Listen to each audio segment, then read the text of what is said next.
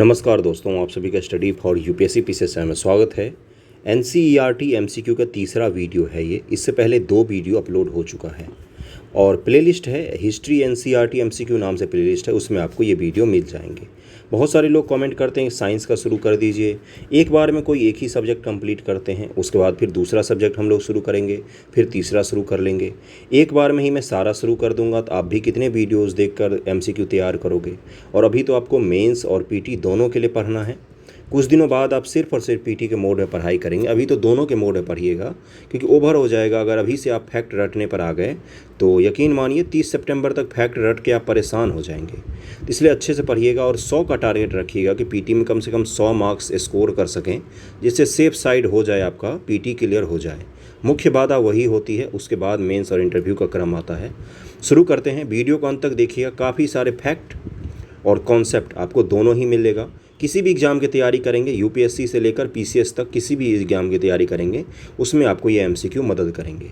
पहला सवाल क्या है? मौर्य साम्राज्य की स्थापना लगभग 2300 साल पहले हुई थी। इसका संस्थापक निम्नलिखित में से कौन था? बहुत ही आसान सवाल है। चंद्रगुप्त मौर्य था। धनानंद, चंद्रगुप्त मौर्य, चाणक्य की कहानी तो सबको पता ही होगा। कौटिल्य द्वारा लिखित पुस्तक, प्रसिद्ध पुस्तक का नाम लिखित में क्या है? तो अर्थशास्त्र लिखित है कौटिल्य के द्वारा। आसान सवाल है। अभी अंत में और भी अच्छे सवाल आएंगे, कॉन्सेप्ट आधारित भी सवाल आएंगे। कौटिल्य ने अर्थशास्त्र तथा पाणिनि ने अष्टाध्यायी की रचना की है। और पाणिनि के अष्टाध्यायी पर कौन सी बुक लिखी गई जो टीका कहा जाता है? वो है महाभास है, पतंजलि के द्वारा लिखा गया है और ये अष्टाध्यायी पर एक टीका लिखी गई है। अगला सवाल है कि मौर्य वंश से 3 महत्वपूर्ण राजा हुए हैं। पता ही होगा, चंद्रगुप्त, अशोक और बिंदुसार। चंद्रगुप्त, बिंदुसार और अशोक, ये क्रम ये होगा। चंद्रगुप्त मौर्य, उसके बाद से बिंदुसार, फिर अशोक आते हैं। सम्राट अशोक, महान अशोक जिनको कहा जाता है। अगले सवाल पर चलते हैं। मौर्य साम्राज्य की राजधानी निम्नलिखित में से कौन सी थी? तो ये तो पाटलिपुत्र थी। एनसीईआरटी के फैक्ट हैं, इसलिए ध्यानपूर्वक कीजिएगा, गलती मत कीजिएगा। ये सब आसान सवाल हैं। निम्नलिखित किन स्थानों पर अशोक के शिलालेख प्राप्त हुए हैं? कांधार, जौगर, लुम्बिनी, ब्रह्मगिरी, गिरनार। इसका आंसर हो जाएगा ये सभी जगहों पर अशोक के अभिलेख प्राप्त हुए हैं। अलग अलग जगहों पर उसकी लिपि अलग अलग है, भाषा देख लीजिएगा कौन कौन सी है, क्योंकि उससे जुड़े हुए सवाल पूछे जाते हैं। अशोक के शिलालेख कंधार, लंपक, मानसेहरा, शाहबाजगरी, कालसी, टोपरा, मेरठ, बहापुर, दिल्ली, लुम्बिनी, रामपुरवा, लौरिया अरेजा, ये तो बिहार में ही है, और गुज्जरा, सारनाथ, कौसाम्बी, रूपनाथ, सांजी, पनगुरिया, गिरनार, जौगर, सोपार, सन्नति, मास्की, येरागोडी और ब्रह्मगिरी सभी स्थानों से प्राप्त हुए हैं। लगभग में अभी का अफगानिस्तान, दक्षिण भारत का तमिलनाडु छोड़कर उस बाकी सभी इलाकों में लगभग में अशोक के शिलालेख प्राप्त हुए हैं हमें। कर और नजराना के संदर्भ में निम्नलिखित कथनों पर विचार कीजिएगा। विचार कीजिए इसमें क्या है कि क्या लिखा हुआ? पहला स्टेटमेंट, कर अनियमित ढंग से एकत्रित किए जाते थे। नजराना राज्य द्वारा नियमित रूप से लिया जाता था। पूछा है सही स्टेटमेंट कौन सा है? तो इसका आंसर हो जाएगा डी। इनमें से दोनों ही गलत दिए हुए हैं। कर नियमित ढंग से लिया जाता था, वहीं नजराना अनियमित रूप से जब भी संभव हो इकट्ठा किया जाता था। नजराना अनियमित था और कर जो है ये नियमित था।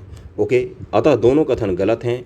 ऐसे नजराने विविध चीज़ों के रूप में प्रायः ऐसे लोगों से लिए जाते थे जो स्वेच्छा से इसे दे देते थे, उनसे लिए जाते थे। तो यहाँ पर स्वैप कर देंगे तो सही हो जाएगा। नजराना जो है ये अनियमित है और कर जो है ये क्या है? ये नियमित है। इसीलिए दोनों के दोनों स्टेटमेंट गलत हैं। इसको ध्यान में रखेंगे। ये एनसीईआरटी से बनाया गया तो इस प्रकार के फैक्ट पूछे जा सकते हैं। मौर्य प्रशासन के संदर्भ में निम्नलिखित कथनों पर विचार कीजिए। राजकुमारों को अक्सर प्रांतों में राज्यपाल, गवर्नर के रूप में भेजा जाता था। आपको याद होगा अशोक उज्जैन का गवर्नर बनकर भी गया था और तक्षशिला का भी गवर्नर बना था। तो ये आपको पता होना चाहिए। तो पहला स्टेटमेंट तो सही हो सकता है। जहाँ पर सम्राटों का सीधा शासन था वहाँ राजा द्वारा नियुक्त अधिकारी कर वसूलते थे।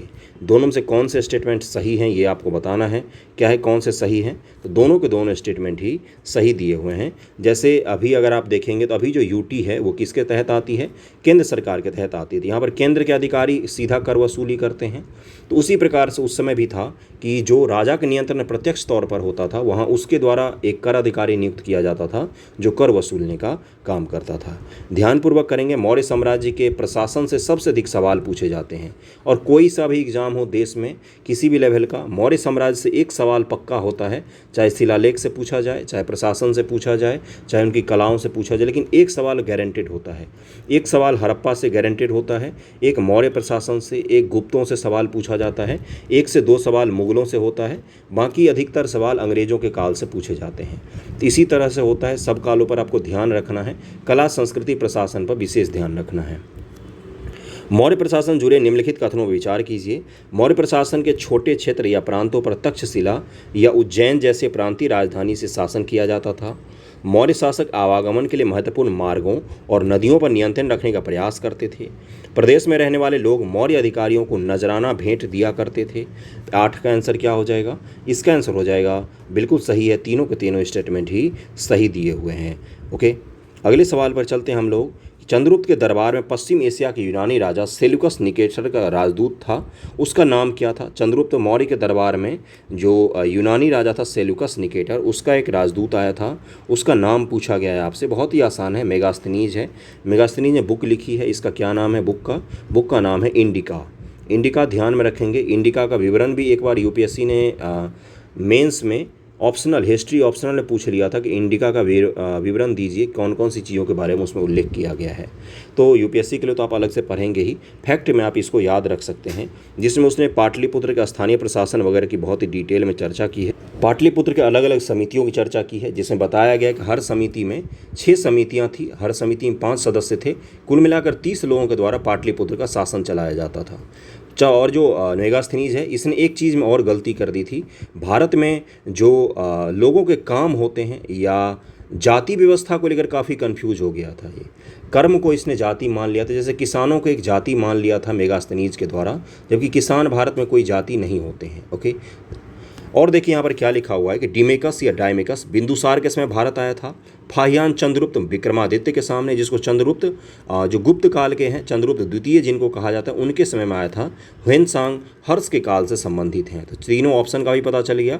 फाहियान चंद्रगुप्त द्वितीय, डिमेकस या डायमेकस किसके समय में? बिंदुसार, और ह्वेनसांग हर्षवर्धन के समय में आया था। भारत हैं, अलग अलग यात्री हैं। मेगास्थनीज ने भारत में जो कुछ भी देखा उसका विवरण दिया। सम्राट के विषय में उसके विवरण के संदर्भ में निम्नलिखित कथनों पर विचार कीजिए।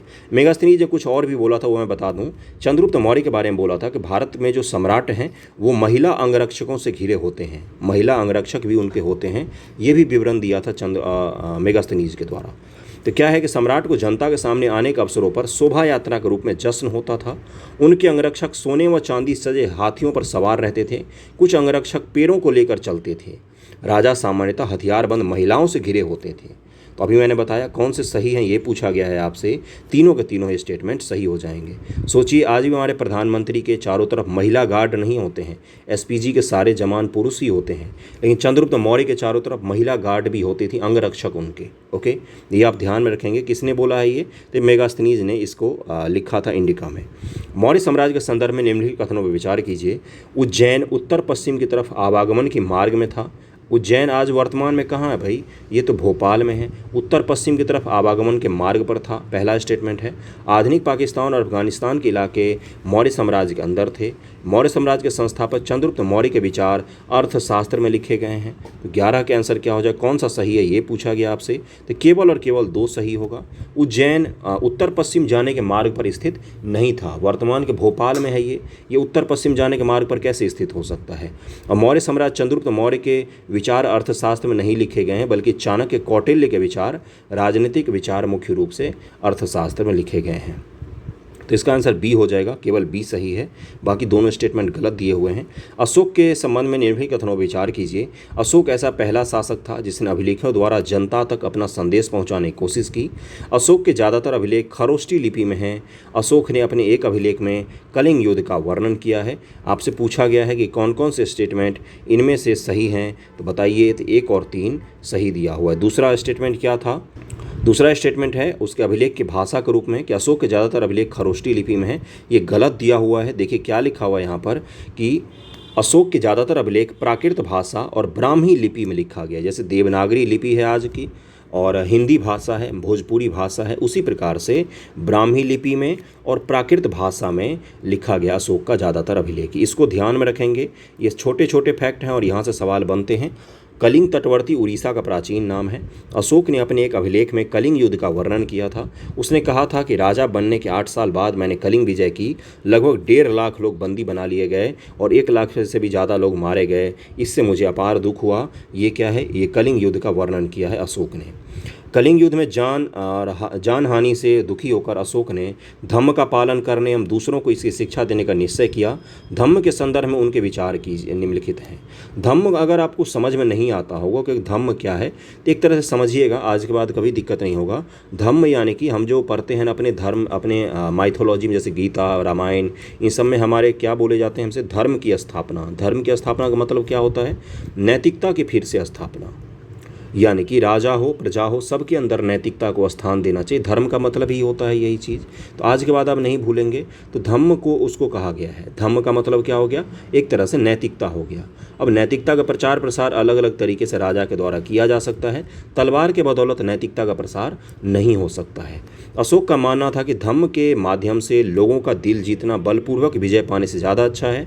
वह चाहता था कि उसके बाद उसके बेटे और पोते भी युद्ध न करें, इसके बदले वे धम्म की अभिवृद्धि में अपना योगदान दें। ये सम्राट अशोक का मानना था। सम्राट अशोक के शिलालेख से यूपीएससी हर साल ही लगभग में एक सवाल पूछती है।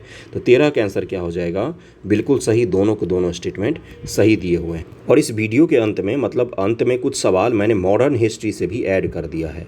मॉडर्न हिस्ट्री से भी ऐड कर दिया है कुछ सवालों को मैंने, तो इसलिए वीडियो को अंत तक देखेंगे तो मॉडर्न और एंशिएंट दोनों हम कवर करेंगे साथ साथ में, जिससे ये होगा कि आपका दोनों हिस्सा कवर होता जाएगा। अगर आपने एक बार भी एनसीईआरटी पढ़ा होगा तो आपके फैक्ट्स क्लियर होते जाएंगे एमसीक्यू से। जहाँ भी संभव हो सके पढ़ने लिखने वाले बच्चों को तो वीडियो शेयर ज़रूर कीजिएगा। फ्री में आपको सब कुछ उपलब्ध होता है, तो इतना तो आपको करना चाहिए। पसंद आ रहा हो तो लाइक कर लीजिए। अशोक ने जगह जगह जाकर लोगों को शिक्षा देने के लिए अधिकारियों की नियुक्ति की। इन अधिकारियों को निम्नलिखित में से किस नाम से जाना जाता था? शिक्षा देने के लिए, धम्म की शिक्षा का प्रचार के लिए इनको क्या कहा जाता था? इनको धम्म महामात्र कहा जाता था। तो सी आंसर हो जाएगा, इसका ध्यान में रखेंगे। धम्म महामात्र कहा गया है। धम्म के प्रचार के लिए अशोक ने जिन संसाधनों का उपयोग किया उनके संदर्भ में आपको बताना है। अशोक ने अपने संदेश कई स्थानों पर शिलाओं और स्तंभ पर खुदवाए। उसने अधिकारियों को आदेश दिया कि वे राजा के संदेशों को उन लोगों को पढ़कर सुनाएं जो खुद पढ़ नहीं सकते हैं। अशोक ने धम्म के विचारों को प्रसारित करने के लिए सीरिया, मिस्र व ग्रीस तथा श्रीलंका में भी दूत भेजा। कौन कौन से स्टेटमेंट सही होंगे? सम्राट अशोक के बारे में पूछा गया है, तो इसका आंसर हो जाएगा तीनों के तीनों ही स्टेटमेंट सही दिए हुए हैं। अलग अलग जगहों पर उन्होंने धम्म प्रचारकों को भेजा था। आधुनिक भारत की ज़्यादातर लिपियाँ पिछले सैकड़ों वर्षों में निम्नलिखित में से किस लिपि से उत्पन्न हुई है? ये अगर आप चेक करेंगे तो ये बीपीएससी 65वीं में पूछा गया है। इससे जुड़ा हुआ सवाल 65वीं बीपीएससी में आपको ये मिल जाएगा। एनसीईआरटी से ही सवाल पूछे जाते हैं हर जगह। यूपी वालों के लिए तो प्राणवायु होना चाहिए, क्योंकि हर साल उनके एनसीईआरटी से ही सवाल बनाए जाते हैं। तो सी हो जाएगा, ब्राह्मी लिपि से अधिकतर लिपियाँ निकली है भारत की।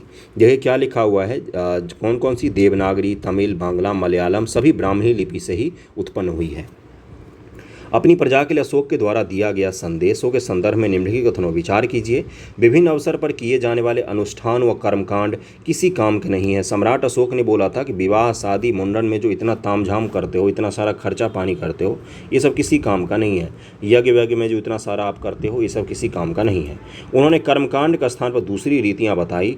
ये रीतियाँ थी अपने दासों और नौकरों के साथ अच्छा व्यवहार करना, बड़ों का आदर करना, सभी जीवों पर दया करना, ब्राह्मणों तथा सवर्णों को दान देना। तो इसका आंसर क्या हो जाएगा? कौन से कथन सत्य हैं? तो इसका आंसर हो जाएगा दोनों के दोनों स्टेटमेंट सत्य हैं। उन्होंने बोला था कि ये जो अनुष्ठान और कर्मकांड पर बहुत सारा संसाधन और समय बर्बाद करते हैं, इससे अच्छा है लोगों के कल्याण पर अपना समय लगाएं। खुशहाल गांव और समृद्ध शहर।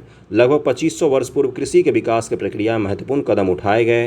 निम्नलिखित में कौन से उन उपायों में सम्मिलित हैं? 2500 वर्ष पहले की बात हो रही है। क्या है कि हल के फाल के लिए लोहे का उपयोग, 2500 वर्ष पूर्व धान की रोपाई, सिंचाई के उपाय। इसका आंसर क्या हो जाएगा?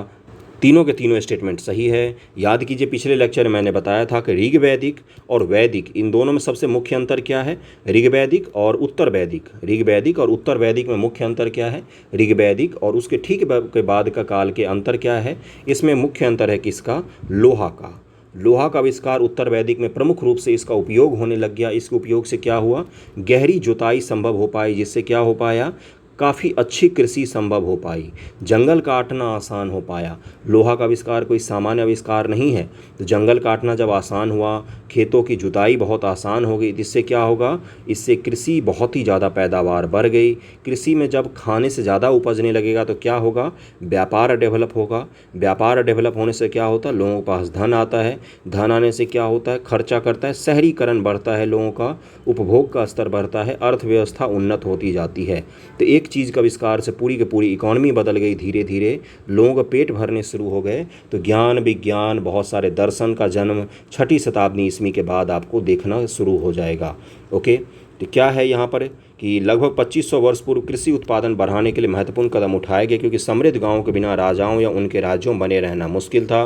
कृषि के विकास में लोहे का फाल का उपयोग, धान की रोपाई, कुछ नए तरीके बहुत कारगर साबित हुए। इतिहास को जोड़कर पढ़ेंगे तो आपको मजाक लगेगा, और अगर अकेले अकेले पढ़ेंगे तो आपको कुछ भी पता नहीं चलेगा, लगेगा जैसे क्या है, सब रटना पड़ रहा है। ग्रामवासी और सूची नाम दिया हुआ है। बड़े भूस्वामी, हलवाहे, भूमिहीन मजदूर दास, प्रधान व्यक्ति, ग्राम भोजक, कैडसियार या आदमई, उनवार और वेल्लाल, इनको मैच करना है। बड़े भूस्वामी कौन हो जाएंगे भाई, तो ये हो जाएंगे उनवार। तो इसका आंसर क्या, एक आंसर क्या हो, नहीं उनवान नहीं होंगे, बड़े भूस्वामी वेल्लाल कहलाते थे, वेल्लाल हो जाएगा, बड़े भूस्वामी का वेल्लाल हो जाएगा। हलवाहे का क्या हो जाएगा, इसका आंसर हो जाएगा बीका 3 होना चाहिए, उनवार कहलाते थे। भूमिहीन मजदूर दास क्या कहलाते थे, तो कैडसियर या आदिमई कहलाते थे। और प्रधान व्यक्ति ग्राम या भोजक कहलाता था। इसका आंसर क्या होना चाहिए, आंसर इसका सी होना चाहिए। ए का 4, बी का 3, सी का 2, डी का 1 होना चाहिए। इसका आंसर सी हो जाएगा। इसको याद कर लेंगे। पद और जो प्रशासन में पद होते हैं उनसे जुड़े हुए सवाल पूछे जाते हैं टर्मिनोलॉजी में। लगभग 2500 वर्ष पूर्व भारतीय उपमहाद्वीप के उत्तरी हिस्से के गांवों के संदर्भ में निम्नलिखित कथनों विचार कीजिए। ग्रामों का प्रधान व्यक्ति ग्राम भोजक कहलाता था, सही कथन पूछा है आपसे, बिल्कुल सही है। गाँव में रहने वाले स्वतंत्र व छोटे किसानों को भूपति कहलाता है, मतलब कहा जाता था। तो इसका स्टेटमेंट दिया है कि पहला केवल सही है। पढ़ लेते हैं, एक्सप्लेनेशन पढ़ लेते हैं कि गांव का प्रधान व्यक्ति ग्राम भोजक कहलाता था। यह पद अनुमानसिक था। ग्राम भोजक के पद पर आमतौर पर गांव का सबसे बड़ा भूस्वामी होता था। प्रभावशाली होने के कारण प्रायः राजा भी कर वसूलने का काम इन्हें ही सौंप देते थे। ये न्यायाधीश और कभी कभी पुलिस का भी काम कर लेते थे। कौन, ग्राम भोजक जो होता था उसकी बात हो रही है। ग्राम भोजक के अलावा अन्य स्वतंत्र कृषक भी होते थे जिन्हें गृहपति कहा जाता था, न कि भूपति। क्या कहा जाता था, स्वतंत्र कृषक को गृहपति कहा जाता था। इनमें ज़्यादातर छोटे किसान थे, अतः कथन 2 गलत दिया हुआ है। संगम साहित्य निम्नलिखित में से किससे संबंधित है, आपको पता ही है, तमिल इतिहास है। तमिल में, तमिलनाडु वर्तमान तमिल में 3 संगम हुए थे, 1, 2, 3। तीनों संगम में पहले संगम से हमारा संबंधित कोई भी बुक उपलब्ध नहीं है। दूसरे और तीसरे संगम से संबंधित कुछ किताबें उपलब्ध हैं। ये तमिल कवियों का सम्मेलन था, उसी को संगम नाम दे दिया गया है। तमिल की प्राचीनतम रचनाओं को संगम साहित्य कहते हैं। इनकी रचना लगभग 2300 वर्ष पूर्व की गई थी। इन्हें संगम इसलिए कहा जाता है क्योंकि मदुरई के कवियों के सम्मेलन में इनका संकलन किया गया था। 3 बार सम्मेलन का हमें जिक्र मिलता है। अगले सवाल पर चलते हैं कि भरूच बंदरगाह से होने वाले आयात निर्यात के संदर्भ में निम्नलिखित में से कौन से कथनों पर विचार करना है और सही पूछा गया आपको। इस चीज़ पर जरूर ध्यान दीजिएगा एग्जामिनेशन में, नहीं तो आप गलत कराएंगे। भरूच बंदरगाह वर्तमान में कहाँ पर है, तो गुजरात में है। यहाँ शराब, तांबा, टिन, सीसा, मूंगा, पुखराज, कपड़े, सोने और चांदी के सिक्के तथा हाथी दांत का आयात होता था। हिमालय की जड़ी बूटियाँ, कार्निलियन सूती कपड़ा, रेशम तथा इत्र यहाँ से निर्यात किए जाते थे। निर्यात और आयात दोनों लिखा हुआ है। पूछा है कि कौन से चीज़ आयात और कौन से चीज़ निर्यात किए जाते थे। इसका आंसर होगा बी, केवल और केवल 2 सही है। पहला स्टेटमेंट गलत दिया हुआ है। एक अज्ञात यूनानी नाविक द्वारा बोरीगाज पत्तन का विवरण दिया गया है। बोरीगाज भरूच का यूनानी नाम है। यहाँ आयातित वस्तुओं में हाथी दांत शामिल नहीं है। ये देखिए क्या लिखा हुआ है, भारत तो हाथियों का प्रमुख देश रहा है, हम हाथी दांत बाहर से कहाँ से मंगाएंगे, इसलिए ये स्टेटमेंट गलत है। इसीलिए मैं कहता हूँ हमेशा ध्यान से पढ़ेंगे और थोड़ा सा लॉजिक लगाएंगे तो आपको पता चल जाएगा। हाथी या तो भारत में प्रमुख रूप से पाए जाते हैं या अफ्रीका में पाए जाते हैं। तो भारत में हाथी दांत आयात करने की कौन सी ऐसी काम पड़ गई भाई, तो हम आयात क्यों करेंगे, बल्कि हम हाथी दांत का निर्यात करते थे, बाहर के देशों को भेजते थे हम हमेशा से, और आज भी भेजते हैं हम। क्या शामिल है कि यहाँ आयातित वस्तुओं में हाथी दांत शामिल नहीं है। हाथी दांत भारत से निर्यात किया जाता था। अन्य सभी जानकारियाँ सही दिए हुए हैं, तो इसका पता चल गया आपको। अगले सवाल पर चलते हैं। विनिमय साधन के संदर्भ में निम्नलिखित कथनों विचार कीजिए। विनिमय मतलब पैसा रुपया के कौन सा हिसाब चलता था उसकी बात हो रही है। आहत सिक्के सबसे पुराने सिक्के थे जो टिन के बने होते थे। विनिमय के लिए सिक्कों के अलावा वस्तुओं का प्रयोग भी संगम काल में होता था। मतलब वस्तु विनिमय प्रणाली भी थी कि मैं आपको चावल देता हूँ, आप मुझे गेहूँ दे दीजिए। साथ साथ सिक्कों के भी प्रचलन थे, ये पूछा जा रहा है। तो आपको बताना है कौन सा सही है कौन सा गलत है। छठा का आंसर क्या हो जाएगा, केवल और केवल 2 सही है। आहत सिक्के सबसे पुराने सिक्के जो टिन के बने होते थे, इसमें गलत दिया हुआ है। सबसे पुराने सिक्के आहत सिक्के थे तो लगभग 500 वर्ष चलन में रहे। चांदी या सोने पर विभिन्न आकृतियों को आहत कर बनाया। आहत का मतलब क्या होता था, एक हमने चांदी और सोना का रखा, उस पर खूब जोर से हथौड़ा मारा तो उस पर क्या होगा, कोई रूप या कोई मूर्ति छप जाएगा। उसी को क्या कहा जाता था, आहत सिक्का कहा जाता था। और सामान्यतः टिन के नहीं होते थे, सोने और चांदी के सिक्के आहत के बने होते थे। अगले सवाल पर चलते हुए हम लोग, अगला सवाल क्या है कि मथुरा 2500 साल से भी अधिक समय से एक महत्वपूर्ण नगर रहा है। अगला क्या है कि मथुरा यातायात और व्यापार के मुख्य मार्ग पर स्थित था। और तो इसका आंसर क्या हो जाएगा, इसका आंसर हो जाएगा बिल्कुल सही, ए हो जाएगा। यानी कि स्पष्टीकरण भी है, उत्तरा पथ जो उत्तर की तरफ जाती थी पथ, उसी पर मथुरा शहर स्थित था। ओके, देखिए क्या लिखा हुआ है कि उत्तर पश्चिम से पूरब की ओर, दूसरा उत्तर से दक्षिण की ओर जाने वाले शहर पर मथुरा शहर स्थित था। मथुरा कला भी इसीलिए विकसित हुई। निम्नलिखित में कौन कुषाणों की राजधानी रही है, तो आपको पता होना चाहिए मथुरा रही है। और पेशावर, पुरुषपुर जिसको कहा जाता था, वर्तमान का पाकिस्तान में है ये पेशावर। और क्या है ये, इसका पहले नाम क्या था, पुरुषपुर नाम था इसका। और मथुरा, ये दोनों ही कुषाणों की राजधानी रही है। अगले सवाल पर चलते हैं। वीडियो पसंद आ रहा हो तो लाइक जरूर कीजिएगा। प्राचीन नगरीय शिल्प तथा कपड़ा उत्पादन के संदर्भ में निम्नलिखित कथनों विचार कीजिए। पुरा स्थलों से प्राप्त मिट्टी के बहुत पतले और सुंदर बर्तनों को उत्तरी काले चमकीले पात्र कहा जाता है। ये बर्तन उपमहाद्वीप के केवल पूर्वोत्तर भाग से ही प्राप्त हुए हैं, केवल पूर्वोत्तर भाग से ही प्राप्त हुए हैं। उत्तर में बनारस, दक्षिण में मदुरई कपड़ा उत्पादन के प्रसिद्ध केंद्र थे, ये पूछा गया है। तो देखो बनारस और मदुरई आज भी सूती वस्त्र उत्पादन के प्रमुख केंद्र हैं, उस समय तो रहे ही होंगे। दूसरा तो सही है ही, पहले के बारे में देख लेते हैं क्या दिया हुआ है। यानी कि इसका केवल और केवल दूसरा सही होगा। मैंने उसी दिन भी बताया था कि जो अधिक जो अतिवादी वर्ड होते हैं उनको आप नेग्लेक्ट कर सकते हैं। जैसे लिखा रहेगा कि सभी, केवल, ओनली, इस टाइप के जो शब्द रहते हैं इसके आधार पर आप शब्दों को या पंक्तियों को एलिमिनेट कर सकते हैं। सामान्य तौर पर वो गलत होते हैं। नहीं पता हो तो आप इस ट्रिक को इस्तेमाल कर सकते हैं, लेकिन सामान्य तौर पर मैं बार बार बोल रहा हूँ, कभी कभी 100 में से एक आध केस ऐसा हो सकता है जब ऐसे स्टेटमेंट भी सही निकल कर आ जाएं। नगरीय पुरास्थलों से बहुत पतले और सुंदर बर्तन प्राप्त हुए हैं जिन्हें उत्तरी काले चमकीले पात्र कहा जाता है, क्योंकि ये ज़्यादातर उपमहाद्वीप के उत्तरी भाग में मिले हैं। ये प्रायः काले रंग के होते हैं और इनमें एक खास चमक होती है। उत्तर में बनारस और दक्षिण मदुरई कपड़ा उत्पादन के प्रसिद्ध केंद्र हैं जहाँ स्त्री और पुरुष दोनों काम करते थे। तो इसका आंसर हो जाएगा केवल और केवल दूसरा सही है। प्राचीन नगरों में श्रेणियों के संदर्भ में निम्नलिखित कथनों पर विचार कीजिए। श्रेणी संयुक्त रूप से शिल्पकारों और व्यापारियों का एक संघ होता था। ये श्रेणियां बैंकों के रूप में काम करती थी जहां लोग पैसा जमा रखते थे। इसका आंसर हो जाएगा बी, दूसरा सही है केवल, क्योंकि शिल्पकार नहीं होगा। प्राचीन नगरों में शिल्पकार और व्यापारी अपने अपने संघ बनाने थे जिन्हें श्रेणी कहते थे। संयुक्त नहीं बल्कि अलग अलग होते थे। देखिए श्रेणी पता है क्या होता था, जैसे आज आप फिक्की का नाम सुनते हो ना, फिक्की का नाम सुना है, व्यापारियों का एक संगठन है। और एसोचैम का नाम सुना है, सॉफ्टवेयर वगैरह का संगठन है एक। इसी प्रकार से अलग अलग संगठन, जैसे CII भी है एक संगठन व्यापारियों का। ये सब क्या है, तो इसी प्रकार से उस समय श्रेणी होते थे। शिल्पकारों का आपने सुना होगा, जैसे रेलवे मजदूरों का आपने संघ सुना होगा। तो इसी तरह से अलग अलग संघ और शिल्प बनाए जाते थे, उस समय श्रेणी बनाए जाते थे।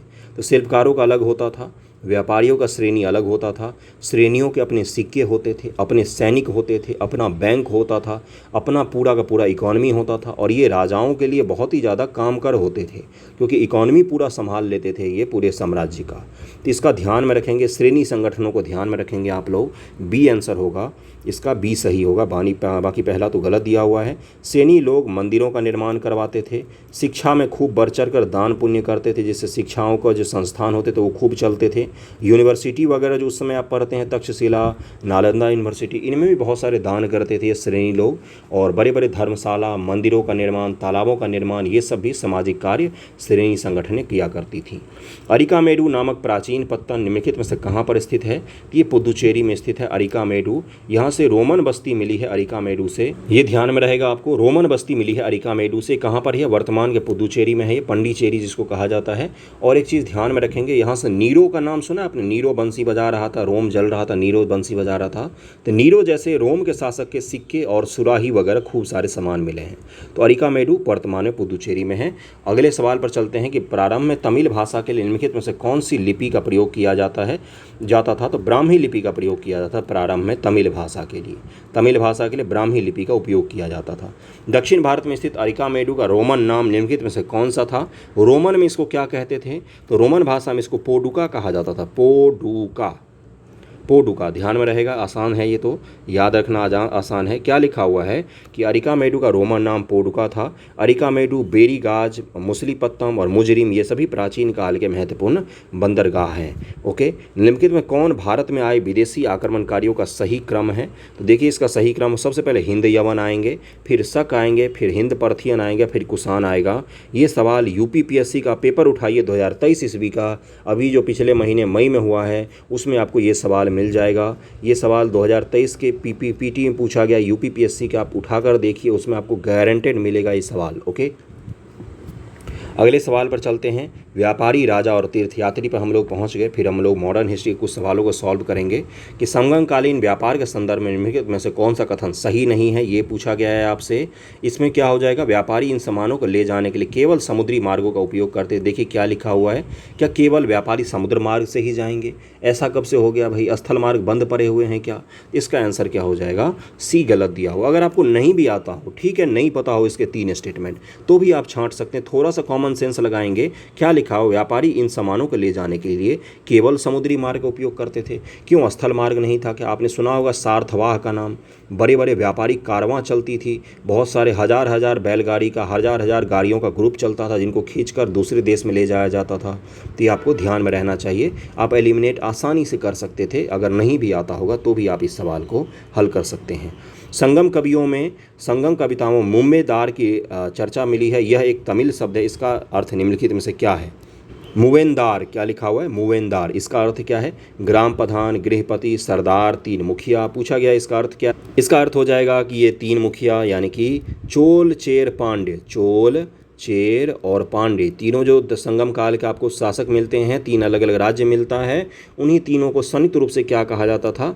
3 मुखिया यानी कि मुवेंदार, मुवेंदार, ये आपको ध्यान में रहेगा, मुवेंदार कहा जाता था इनको। अगले सवाल पर अब हम लोग चलते हैं। ये तो आसान सवाल था, आपको पता होना चाहिए था अगर आपने एनसीईआरटी पढ़ा है तो। नहीं पढ़ा है तो अभी आज पता चल गया होगा। चोल, चेर, पांड्य शासकों के संदर्भ में निम्नलिखित कथनों पर विचार कीजिए। चलिए विचार करते हैं मिलकर। क्या लिखा है? पुहार और मदुरई इनके महत्वपूर्ण सत्ता केंद्रों में सम्मिलित थे। ये लोगों से नियमित कर के बजाय उपहारों की मांग करते थे। इसका आंसर क्या हो जाएगा? सी आंसर हो जाएगा। दोनों के दोनों स्टेटमेंट सही दिया हुआ है। अगले सवाल पर चलते। दक्षिणापथ के स्वामी निम्नलिखित में से कौन कहे जाते थे? ये सातवाहनों ने दक्षिणापथ स्वामी की उपाधि धारण की थी।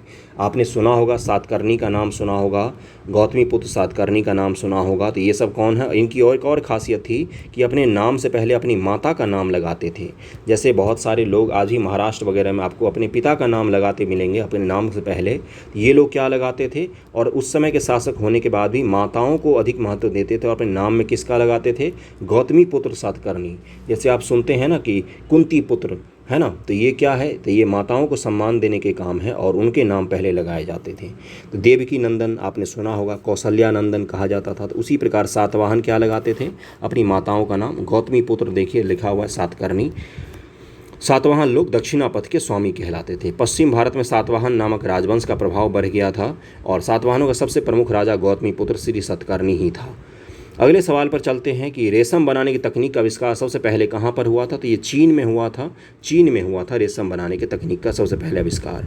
कागज़ का भी आविष्कार चीन में ही हुआ है। कुछ शासक रेशम मार्ग के बड़े बड़े हिस्सों पर अपना नियंत्रण चाहते थे। क्यों चाहते थे भाई रेशम मार्ग पर नियंत्रण? रेशन मार्ग पर यात्रा कर रहे व्यापारियों से उस क्षेत्र के शासकों को कर, शुल्क तथा तोहफे प्राप्त होते थे। इसका आंसर क्या हो जाएगा? बिल्कुल सही है, स्पष्टीकरण भी दिया हुआ है। और भारत का कौन सा ऐसा शासक था जिसने इस पर नियंत्रण किया था? तो कुषाणों ने कनिष्कों के समय से पहले से ही कुषाणों ने पूरा का पूरा रेशम मार्ग पर नियंत्रण कर लिया था। और इतने धन इस समय आए भारत में, इतने सोना आए कि भारत को सोने की चिड़िया इसी के समय में कहा गया था। कुषाणों के पीरियड में ही भारत असल में सोने की चिड़िया बनी थी। आपने सुना है कि कुषाण शासक ही भारत में 100% शुद्ध और उच्च कोटि के सोने के सिक्के को जारी करने का श्रेय भी कुषाण शासकों को ही जाता है। इसका आंसर ए हो जाएगा। कुषाणों के संदर्भ में निम्नलिखित कथन में से कौन सा एक सही नहीं है, ये पूछा गया है आपसे। चलिए इसको पढ़ते हैं। सिल्क रूट पर नियंत्रण रखने वाले शासकों में सबसे प्रसिद्ध कुषाण थे, लेकिन नहीं पूछा है। पेशावर और मथुरा इनके दो मुख्य शक्तिशाली केंद्र थे, ये भी सही है, ये भी सही है। इसके शासनकाल में ही सिल्क रूट की एक शाखा मध्य एशिया से होकर नील नदी के मुहाने के पत्तन तक जाती थी। अगला क्या है? इस उपमहाद्वीप में सबसे पहले सोने के सिक्के जारी करने वाले शासकों में कुषाण थे। 7 का आंसर क्या हो जाएगा? इसका आंसर हो जाएगा सी। इसके शासनकाल में सिल्क रूट की एक शाखा मध्य एशिया से होकर नील नदी के मुहाने के पत्तन तक जाती थी। यानी क्या दिया हुआ है यहाँ पर पढ़ते हैं, नील नदी नहीं बल्कि सिंधु नदी के मुहाने के पत्तन तक जाती थी। सिंधु नदी का मुहाना वर्तमान में कहाँ पर है? मकरान तट पाकिस्तान के कराची शहर के बगल में है। तो सिल्क रूट तो ओरिजिनल जाती ही है मिस्र के अलेक्जेंड्रिया तक, लेकिन उसकी एक शाखा को इन्होंने पाकिस्तान वर्तमान में दक्षिण की तरफ मोड़ कर कहाँ पर भेज दिया था? पाकिस्तान में जो वर्तमान का कराची शहर है वहाँ तक भेज दिया था। तो ये आपको ध्यान में रहेगा। इसका आंसर क्या हो जाएगा? सी गलत है दिया हुआ है, बाकी तो सब सही है। वर्तमान का कराची शहर देखेंगे तो आपको पता चल जाएगा, मकरान तट कहलाता है। क्या कहलाता है वो? मकरान तट कहलाता है और सिंधु नदी का मुहाना है वहाँ पर। कनिष्क के संदर्भ में निम्नलिखित में से कौन सा एक सही नहीं है, ये पूछा गया है आपसे। कुषाणों का सबसे प्रसिद्ध राजा कनिष्क था। कनिष्क ने लगभग 1900 साल पहले शासन किया था। अगला क्या है भैया स्टेटमेंट? अश्व घोष कनिष्क के दरबार में नहीं रहते थे। अश्व घोष को तो पकड़ के पटना से ले गया था, मतलब कि वर्तमान के पाटलिपुत्र से अशोक बोल रहा हूँ, कनिष्क ने बुद्ध भगवान के भिक्षा पात्र और एक चमत्कारी मुर्गा, पता नहीं क्या चमत्कारी मुर्गा था, मैं भी आज तक रट ही रहा हूँ, कभी मुर्गा के बारे में कोई जानकारी नहीं मिली है, मतलब मुझे भी नहीं पता है चमत्कारी कैसे था। और अश्वघोष, इन तीनों को उठाकर कहाँ पर ले गया? पाटलिपुत्र पर आक्रमण किया कुषाणों ने, और कहाँ पर ले गया? अपने दरबार में ले गया। और इसलिए ले गया क्योंकि बहुत बड़े उस समय के बौद्ध विद्वान थे अश्वघोष। आपने पढ़ा होगा कि चतुर्थ बौद्ध संगति जो होती है तो उसमें अश्वघोष उपाध्यक्ष के रूप में काम भी करते हैं। तो ये आपको ध्यान में रहेगा। इसका आंसर क्या हो जाएगा? सी हो जाएगा। ओके। बुद्ध के जीवन बुद्ध चरित्र से रचनाकार कवि अश्वघोष कनिष्क के दरबार में रहते थे। अश्वघोष तथा अन्य बौद्ध विद्वान ने सब संस्कृत में लिखना शुरू किया था। ओके। बुद्ध की जीवनी बुद्ध चरित्र के रचनाकार कवि निम्नलिखित में से कौन है? तो ये अश्वघोष जी ही हैं। बहुत प्रचंड विद्वान थे ये बौद्ध धर्म के। आगे क्या लिखा हुआ है कि बुद्ध की जीवनी बुद्ध चरित्र के रचनाकार कवि अश्वघोष थे।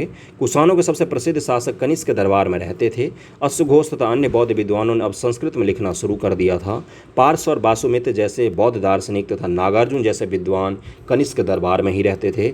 आइंस्टाइन का जो थ्योरी ऑफ रिलेटिविटी है वो उनसे हजारों साल पहले नागार्जुन नामक विद्वान अपना लिख के जा चुके हैं। माध्यमिका सूत्र इनका नाम है। शून्यवाद विद्वान पर शून्यवाद के प्रतिपादक हैं। शून्यवाद दर्शन का नाम है, इसके प्रतिपादक हैं कौन? तो नागार्जुन है। भारत के प्रचंड विद्वानों में से एक हैं ये।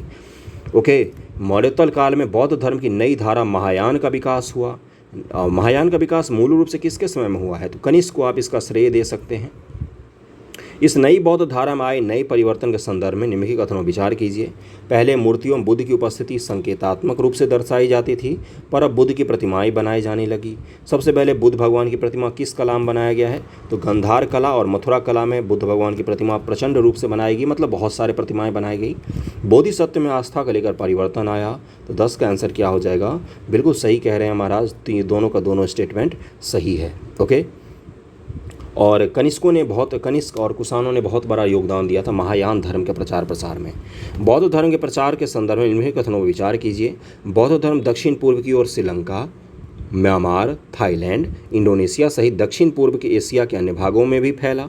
इस क्षेत्र में थेरवाद नामक बौद्ध धर्म का आरंभिक रूप कहीं अधिक प्रचलित था। थेरवाद अगर आपको पता होगा तो आप आसानी से कर ले जाएंगे। इसका स्टेटमेंट हो जाएगा सी। आपको मैं बताता हूँ, ये है भारत देश अपना। भारत के दक्षिण में जितने भी देश मिलेंगे आपको उसमें अधिकतर कौन सा है? हीनयान है। हीनयान और भारत के उत्तर में जितने देश मिलेंगे आपको, चाहे जापान जाओ, चाहे आप चाइना जाओ, चाहे आप सेंट्रल एशियाई देश जाओ, वहाँ पर बौद्ध धर्म कौन सा मिलेगा आपको? महायान संप्रदाय वाला मिलेगा। ये चीज़ क्लियर हो गया। भारत में कौन सा मिलेगा?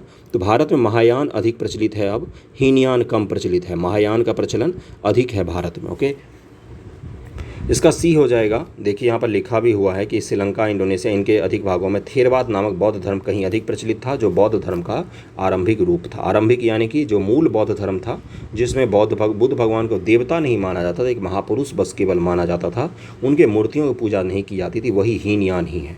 भारत की यात्रा पाए निम्नलिखित चीनी बौद्ध यात्रियों का कालक्रम के अनुसार सही क्रम चुन लेते हैं। फाहियान सबसे पहले, फिर ह्वेनसांग आएगा, फिर इत्सिंग आएगा। ओके, इसका आंसर क्या हो जाएगा? बी हो जाएगा। विष्णु के 12 रूप की मूर्ति निम्नलिखित में से कहाँ से प्राप्त हुई है? तो ये मध्य प्रदेश से प्राप्त हुई है।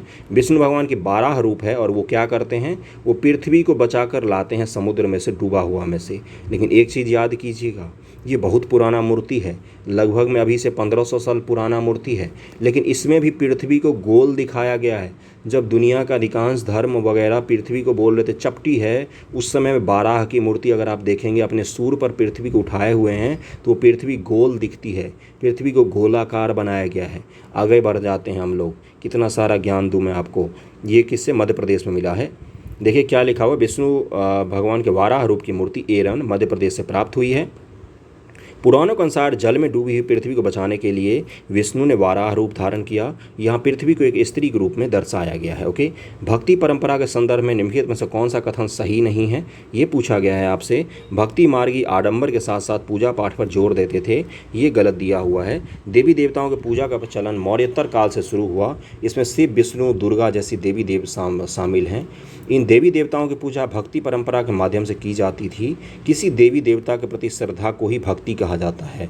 भक्ति मार्ग की चर्चा हिंदुओं के पवित्र ग्रंथ भगवत गीता में भी किया गया, इसलिए इसमें सी गलत दिया हुआ है। भक्ति मार्ग अपनाने वाले लोग आडंबर के साथ पूजा पाठ करने के बजाय ईश्वर के प्रति अपना प्रेम भावना के प्रकट करते हैं, गीत वीत गाकर, उसी को कहा जाता है। तो इसका आंसर क्या हो जाएगा? सी गलत दिया हुआ है यहाँ पर। अगला सवाल क्या है? अगला सवाल है कि सूची को मैच करना है। सूची 1 दिया हुआ है, सूची 2 दिया हुआ है। दक्षिणापथ के स्वामी कौन कहलाते थे भाई? तो सातवाहन शासक कहलाते थे। तो 1 का 3 देखिए किस किस में है? एक में ही है, ले लोटा मिल गया। इसका आंसर डी हो जाना चाहिए। दक्षिणापथ के स्वामी कौन कहलाते थे? सातवाहन शासक कहलाते थे। अभी मैंने बताया मूवेंदार कौन होते थे? तो चोल चेर पांड्य को सम्मिलित रूप से क्या कहा जाता था? मूवेंदार कहा जाता था। अश्वघोष क्या है? अश्वघोष थे बुद्ध चरित्र के रचयिता, तो अश्वघोष का सी का 1 हो जाएगा। बोधिसत्व का क्या हो जाएगा? इसका आंसर हो जाएगा महायान बौद्ध धर्म से संबंधित है। ह्वेनसांग कौन है? तो चीनी यात्री है। मैच हो गया, इसका आंसर क्या हो जाएगा? डी आंसर हो जाएगा। सारा मैच हो गया, आसानी से मैच कर लिया हम लोगों ने, तो इसमें तो कोई ऐसा खास चीज़ था ही नहीं। अब मॉडर्न के कुछ सवाल हैं, ध्यानपूर्वक देखिएगा, बहुत ही इंपॉर्टेंट सवाल हैं। पहला क्या है? 1935 के भारत शासन सरकार कानून की विशेषताओं के संदर्भ में नीचे दिए गए कथनों पर विचार कीजिए। एक अखिल भारतीय संघ की स्थापना, ब्रिटिश भारत की 50% जनता को मताधिकार प्रदान करना, सांप्रदायिक प्रतिनिधित्व प्रणाली की समाप्ति। 1935 के बारे में आपको बताना है कि कौन से कथन सत्य हैं इसमें से। इसका स्टेटमेंट क्या हो जाएगा? पहला ही केवल सही है, बाकी दोनों ही गलत है। 50% लोगों को कहाँ से मताधिकार पाए? ये तो बहुत बड़ा आंकड़ा हो गया। और सांप्रदायिक प्रतिनिधित्व प्रणाली की समाप्ति नहीं, बल्कि और भी ज़्यादा विस्तार किया गया। SC ST को भी दे दिया गया अलग से निर्वाचन वगैरह का अधिकार, सांप्रदायिक प्रतिनिधित्व का अधिकार SC ST को भी दे दिया गया। देखिए यहाँ पर लिखा होगा कि इसका और भी ज़्यादा प्रचार प्रसार किया गया। ओके, क्लियर हो गया। ये सवाल में कोई दिक्कत तो नहीं होना चाहिए। अगले पर चलते 1935 के भारत सरकार कानून के अंतर्गत फरवरी 1937 में हुए प्रांतीय चुनाव में कांग्रेस ने कितने प्रांतों में अपनी सरकार बनाई? तो 9 प्रांतों में कांग्रेस ने अपनी सरकार बनाई। तो 1935 और 1945 जो 44 वाला जो चुनाव है, 46 वाला, उन दोनों को अलग अलग हैं, उनको ध्यानपूर्वक पढ़िएगा। उससे जुड़े हुए आंकड़े पूछे जाते हैं आपके एग्जामिनेशन में, और वो बड़ा कन्फ्यूजिंग वाला होता है कि कहाँ कहाँ पर कौन जीती थी, मुस्लिम लीग ने कहाँ कहाँ जीती थी, कांग्रेस ने कहाँ कहाँ जीती थी। इस चीज़ को देखिए क्या लिखा हुआ है यहाँ पर कि 11 में से 7 प्रांतों में जुलाई 1937 में कांग्रेसी मंत्रिमंडल बने। बाद में कांग्रेस ने 2 पक्षों में साझा सरकार बनाई, प्रांतों में साझी सरकार बनाई, मतलब कि जो साझी सरकार 2 प्रांतों में बनाई गई, बाकी जगह पर कांग्रेस ने अकेले सरकार बनाई। इस तरह कांग्रेस ने कुल 9 प्रांतों में अपनी सरकार बनाई, जिसमें 7 प्रांत में पूर्ण बहुमत से सरकार बनाया था उसने। 1937 के प्रांतीय चुनाव में किन प्रांतों में कांग्रेस गैर कांग्रेसी सरकारें बनी थी? गैर कांग्रेसी पूछा गया है, तो 3 और 4 हो जाएगा। पंजाब और बंगाल में कांग्रेस की सरकार नहीं बन पाई थी। क्या लिखा हुआ है कि पंजाब में कम्युनिस्ट पार्टी या बंगाल में कृषक प्रजा पार्टी और मुस्लिम लीग ने मिलकर सरकार बनाई थी। बंगाल में कृषक प्रजा पार्टी और मुस्लिम लीग और पंजाब में कम्युनिस्ट पार्टी ने सरकार बनाई थी। तो इसका आंसर सी हो जाएगा।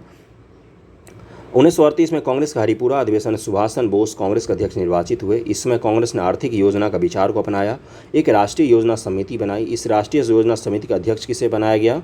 तो जवाहरलाल नेहरू जी को बनाया गया था राष्ट्रीय योजना समिति का अध्यक्ष। 1938 में जब सुभाष बाबू बने थे कांग्रेस के अध्यक्ष, उसी समय कांग्रेस समाजवादी पार्टी की स्थापना किसके नेतृत्व में की गई थी? तो ये आपको पता होना चाहिए, आचार्य नरेंद्र देव और जयप्रकाश नारायण। 1934 में इसकी स्थापना हुई है, ये भी आपको याद रहना चाहिए।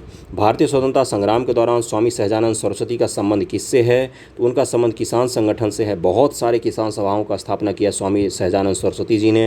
अगला सवाल क्या है कि मुस्लिम लीग द्वारा पाकिस्तान के नाम से अलग राज्य बनाने की मांग करने वाला प्रस्ताव किस वर्ष पारित किया गया? 1940 ईस्वी में पारित किया गया। एक चीज़ मैं आपको और बताता हूँ, आप चौंक जाएंगे सुनकर। स्वामी सहजानंद सरस्वती जी के नाम पर कितने संगठन स्थापित किए गए होंगे इतिहास में? किए गए ना, बहुत सारे किसान संगठन स्थापित किए गए। आपने वर्तमान में किसी भी नेता को इनका नाम तक लेते सुना है जो किसानों का नेता होने की बात करता हो? या कभी किसी चौक चौराहे पर इनका नाम देखा हो आपने? किसी सड़क का नाम देखा हो? कहीं पर भी नाम देखा हो? कुछ लोगों को इतिहास से मिटा दिया गया, उनमें स्वामी सहजानंद सरस्वती जैसे लोग भी हैं जिनको पता नहीं क्यों हमारे इतिहास में जगह नहीं दिया गया। जबकि किसानों की भलाई के लिए जितना इन्होंने काम किया उतना किसी ने भी नहीं किया।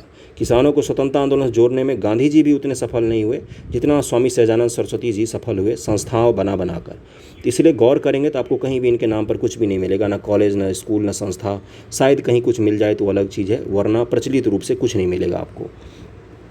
मुस्लिम लीग के द्वारा पाकिस्तान के नाम से अलग राज्य बनाने की मांग करने वाला प्रस्ताव किस वर्ष पारित किया गया था? तो 1934 में पारित किया गया था।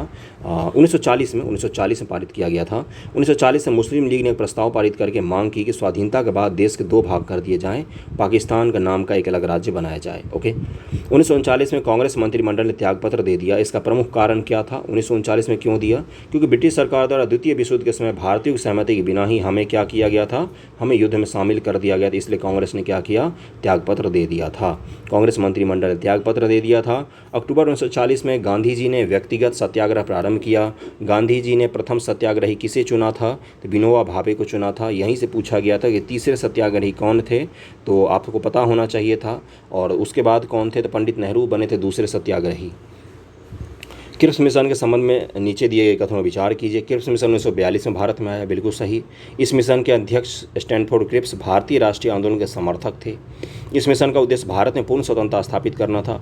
पूर्ण स्वतंत्रता स्थापित करना कहाँ से हो जाएगा? पहला और दूसरा सही हो जाएगा इसका। ओके। अखिल भारतीय कांग्रेस कमेटी के द्वारा 8 अगस्त 1942 को बम्बई में किस प्रस्ताव को पारित किया गया था? 8 अगस्त 1942 को तो भारत छोड़ो प्रस्ताव को पारित किया गया था। इसका आंसर डी हो जाएगा। अगला सवाल है 32 नंबर की, किस आंदोलन के दौरान गांधी जी ने कहा हम या तो भारत को स्वतंत्र कराएंगे या इस प्रयास में मर जाएंगे, मगर हम अपनी पराधीनता को जारी रखते हुए जीवित नहीं रहना चाहेंगे, मतलब जीवित नहीं रहेंगे, ये कहा था। भारत छोड़ो आंदोलन में गांधी जी बिल्कुल जोश में आ गए थे। उन्होंने बोला था करो या मरो, अब हम बर्दाश्त नहीं करेंगे तो नहीं करेंगे। भारत छोड़ो आंदोलन के संबंध में नीचे दिए गए कथनों विचार कीजिए। चलिए करते हैं। यह आंदोलन स्वतः स्फूर्त था, बिल्कुल सारे नेता जेल में थे, जनता खुद से ही खुद का प्रतिनिधित्व कर रही थी, इसीलिए इसको क्या कहा जाता है? स्वतः स्फूर्त आंदोलन के रूप में इसको जाना जाता है। यह एक हिंसक आंदोलन था। उच्च वर्ग के लोग तथा नौकरशाही ने बढ़ चढ़ कर इस आंदोलन में भाग लिया था। आपको लगता है कि उच्च वर्ग के लोग आज भी किसी आंदोलन में भाग लेते हैं? तो नहीं ना। तो तीसरा तो गलत ही हो जाएगा और दूसरा तो बिल्कुल सही है, हिंसक आंदोलन भी था, बहुत सारे जगहों पर हिंसा हुई थी। 1 और 2 इसका आंसर हो जाएगा। भारत छोड़ो आंदोलन के दौरान किन जगहों पर समानांतर सरकार बनी थी? देखिए, सतारा में बनी थी, मिदनापुर में, बलिया में बनी थी। आपने सुना होगा चीतू पांडे की सरकार सुनी होगी। तो इसका आंसर क्या हो जाएगा? 1, 3, 4 हो जाएगा आंसर। भारत छोड़ो आंदोलन के दौरान संयुक्त प्रांत वर्तमान उत्तर प्रदेश, बिहार, पश्चिम बंगाल, उड़ीसा, आंध्र प्रदेश, तमिलनाडु, महाराष्ट्र के अनेक भागों में ब्रिटिश शासन लुप्त हो गई थी। पूर्वी उत्तर प्रदेश के बलिया जिला, बंगाल के मिदनापुर, तामलुक और बम्बई के सतारा जिला में कुछ क्रांतिकारियों ने अपनी अपनी सरकार स्थापित कर दी थी। 1939 में सुभाष चंद्र बोस उनके वामपंथी समर्थकों के द्वारा किस संगठन की स्थापना की गई थी? तो फॉरवर्ड ब्लॉक बनाया था। जब सुभाष बाबू ने कांग्रेस छोड़ दिया था उसके बाद अगला सवाल है आईएनए के सैनिकों के बारे में पूछा गया है। बीपीएससी ने बहुत सारे सवाल यहाँ से पूछे हैं। लाल किला मुकदमा कौन कौन से सैनिक शामिल थे? तो general Shahnawaz, general GS Dhillon, general Prem Sahgal. 2, 3, 4 इसका आंसर होना चाहिए। डी इसका आंसर हो जाएगा। 2, 3, 4 सही है। नीचे दी गई ऐतिहासिक घटनाओं को कालक्रम में लगाना है। भारत छोड़ो आंदोलन, क्रिप्स मिशन, नौसेना विद्रोह, लाल किला मुकदमा। अब आप इसको जोड़िए जरा, कितना आसान है ये। सबसे पहले क्रिप्स मिशन आएगा भारत, वो फेल हो जाएगा तो भारत छोड़ो आंदोलन शुरू हो जाएगा। भारत छोड़ो आंदोलन के बाद ही लाल किला मुकदमा चला था और नौसेना विद्रोह तो सबसे अंत में हुआ है। लाल किला मुकदमा वही आईएनए के सैनिकों पर मुकदमा हुआ है। तो कहानी के तौर पर अगर आप इतिहास पता होगा तो आसानी से ऐसे सवालों को हल कर ले जाएंगे। 2, 1, 4, 3 इसका आंसर होना चाहिए। 2, 1, 4, 3 ही इसका आंसर हो। देखिए, मार्च 1942 क्रिप्स प्रस्ताव, भारत छोड़ो आंदोलन अगस्त 1942, लाल किला मुकदमा नवंबर 1945, नौसेना विद्रोह फरवरी 1946 ईस्वी। कैबिनेट मिशन 1946 के संदर्भ में नीचे दिए गए कथनों पर विचार कीजिए। इसे भारतीयों को सत्ता सौंपने की शर्तों के बारे में बातचीत करने के लिए भेजा गया था। इस मिशन ने भारत में 2 स्तर वाली एक संघीय योजना का प्रस्ताव दिया। कैबिनेट मिशन ने संघीय केंद्र को केवल प्रतिरक्षा, विदेश मामले और संचार विषयों पर नियंत्रण की सिफारिश की थी। 38 का आंसर हो जाएगा। तीनों के तीनों स्टेटमेंट सही दिए हुए हैं। अगला सवाल है कि भारत की स्वतंत्रता के समय ब्रिटेन का प्रधानमंत्री कौन था? तो उसमें क्लीमेंट एटली ब्रिटेन के प्रधानमंत्री महोदय थे। आज का लेक्चर आपका समाप्त हुआ। 44 मिनट में बहुत सारे कॉन्सेप्ट आपके समझाए हैं मैंने। इतिहास का रिवीजन करवा देता हूं मैं, जिस भी चैप्टर से सवाल उठाता हूं उस चैप्टर का। वीडियो पसंद आया हो तो शेयर ज़रूर कीजिएगा। थैंक यू सो मच आप सभी का।